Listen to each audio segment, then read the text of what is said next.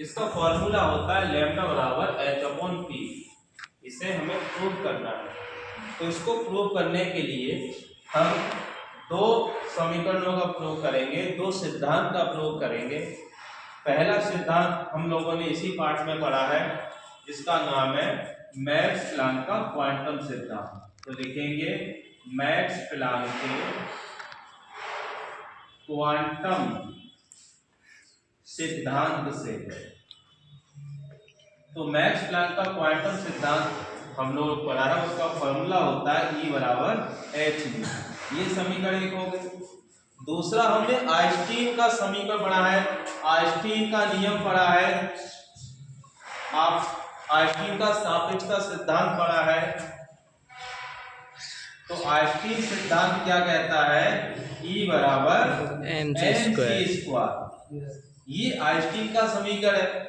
यहाँ पर दोनों E के इक्वल है, इसका मतलब हम इन दोनों को आपस में बराबर कर देंगे।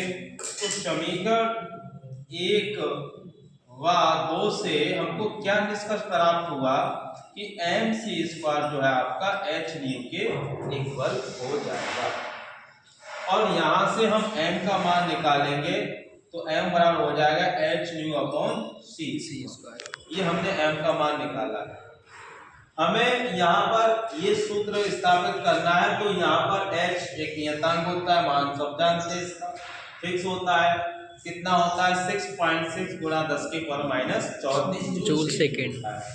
p का जो मतलब है, p हमारा संवेग है, और संवेग का बेसिक फॉर्मूला होता है p बराबर mv। मतलब द्रव्यमान और वेग के गुणक को संवेग कहते हैं।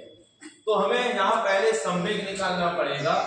तो संवेग का बेसिक फॉर्मूला हो जाएगा p बराबर mv। लेकिन नियम के मुताबिक ये कहा गया है कि ये जो फोटोन होता है, ये फोटोन का क्या है? संवेग है। फोटोन का संवेग। तो फोटोन का जो संवेग होता है p बराबर क्या होता है? mv होता है।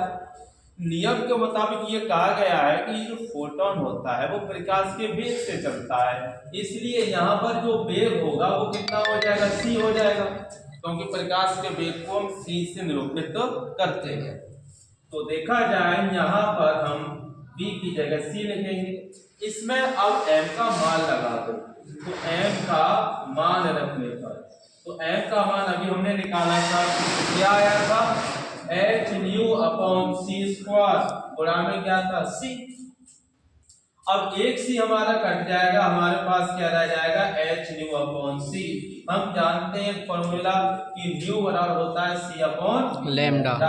या यहाँ से दूसरा मान हम निकालेंगे, न्यू का मान लगा दो, क्योंकि न्यू तो हमसे पूछा नहीं था। न्यू का मान लगाओ। यहाँ पर न्यू क्या है? आवर्ती। तो न्यू का मान लगाओ, तो न्यू का मान क्या है? c/λ। तो ये कैंसिल हो गया। p बराबर क्या रह गया? h/λ। या क्रॉस मल्टीप्लाई है, तो दोनों का स्थान चेंज कर दो, तो लैम्डा हो जाएगा h/p। तो इस तरीके से हम इसको प्रूव कर सकते हैं। ठीक है। Please subscribe my YouTube channel Manveer Math and Physics.